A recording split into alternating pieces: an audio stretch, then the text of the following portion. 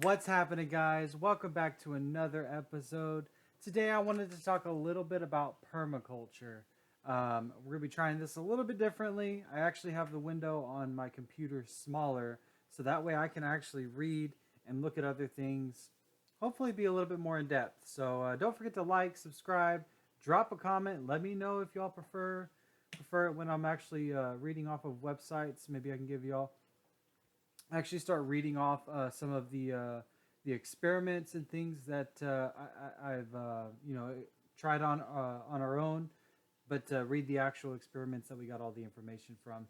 So without any further ado, we're gonna go ahead and get started. So what is permaculture? Now, to me, permaculture just means using what you have immediately available on your vicinity. So, for example, if you have a tree and you trim that tree, well, now you can use that in a garden somewhere, whether you run it through a wood chipper and use it as your wood chips or your wood mulch, um, whether you're filling a bed and you follow a little bit of a hugelculture design to where you fill up the bottom section with logs, however you want to do it. The fact is, like I said, permaculture to me is mostly just where you keep what's on your lot, outside of like trash. Mostly just referencing towards materials, plants, things like that. So, according to permaculturenews.org, what is permaculture? Permaculture to them means permaculture integrates land, resources, people, and the environment through mutually beneficial synergies, imitating the no waste closed loop system seen in diverse natural ecosystems, natural systems. Permaculture studies and applies holistic solutions that are applicable in rural and urban contexts at any scale.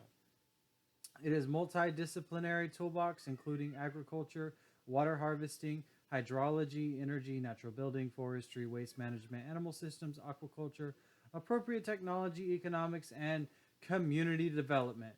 Um, we're gonna go ahead and we're also gonna like hit up an area of do nothing because like I know this is a little bit sporadic in this video, guys, but when you're really breaking down growing types, it's so easy to end up using multiple ones.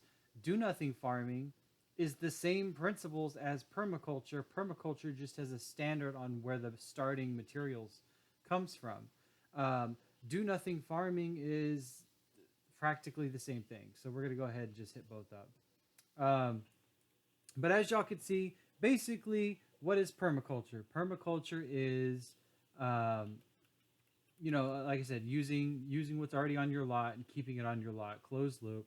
Those of you that have watched the channel, you already know we really love those, closed loop systems.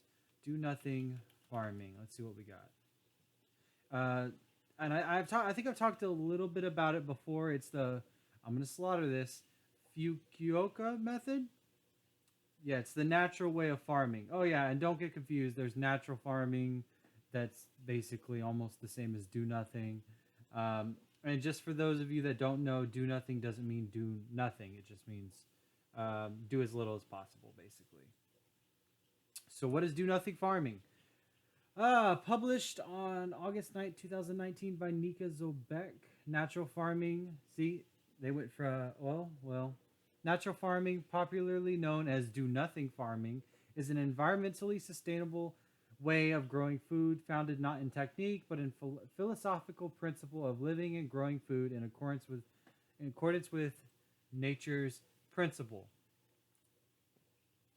There you go. Basically the exact same.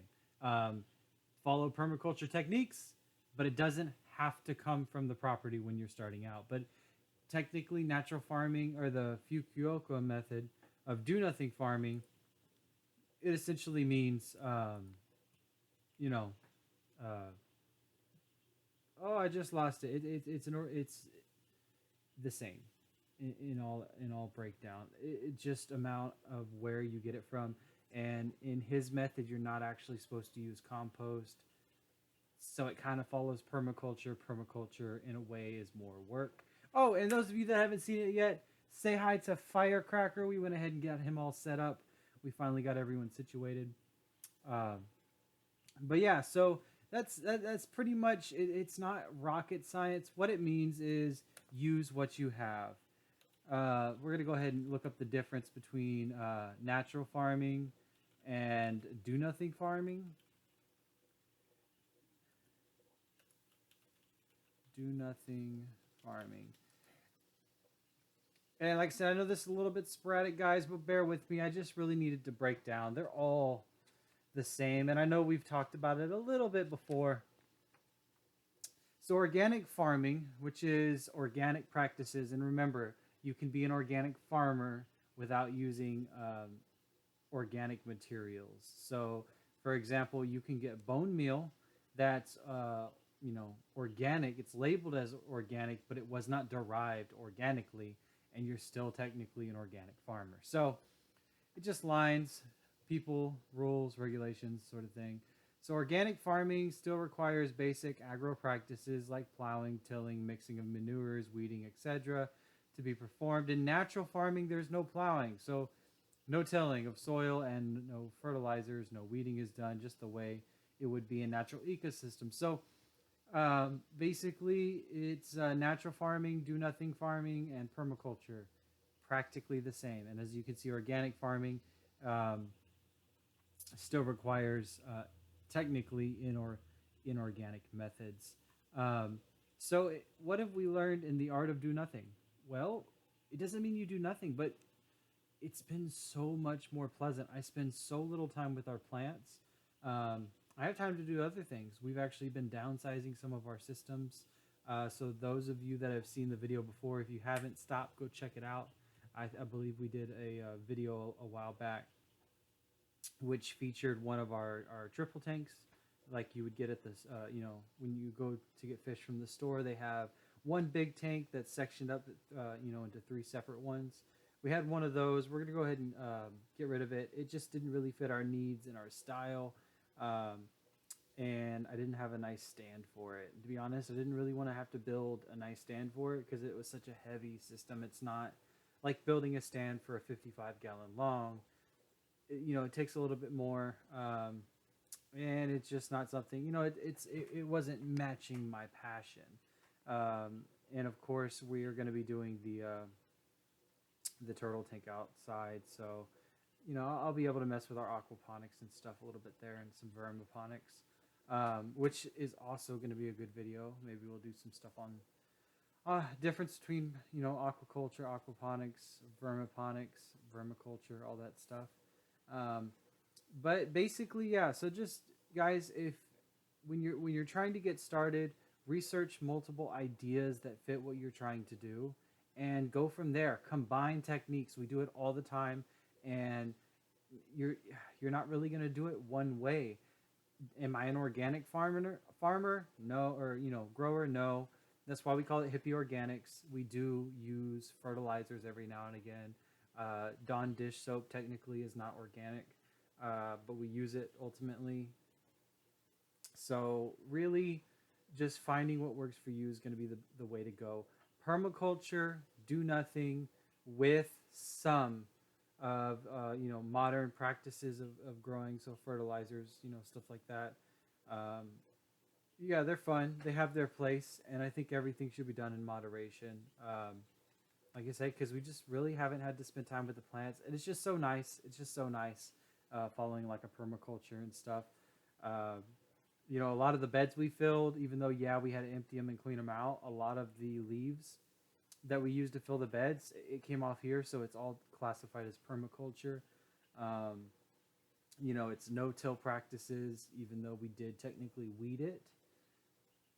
So it's kind of it's organic, mostly. So and then like I said, technically we're not organic. So, um, but that's like I said, I know that's a little confusing, but that's what permaculture is. It's just mostly just using what we have on the lot, and then of course there's my favorite, do nothing. Uh, that we follow. We've been following a lot more, um, which is it doesn't matter where you get it from. So for example, when we get coffee grounds from the coffee shop, even though that is an organic practice and that is a do nothing. Well, no, it's not really a do nothing practice. It's an organic practice. but it doesn't, follow the other two. So, like I said, find what works for you. I really hope you guys enjoyed this video. We'll see you on the next one. Be kind out there. Don't forget to like, subscribe, drop a comment, and I hope you have a great day. We'll see you.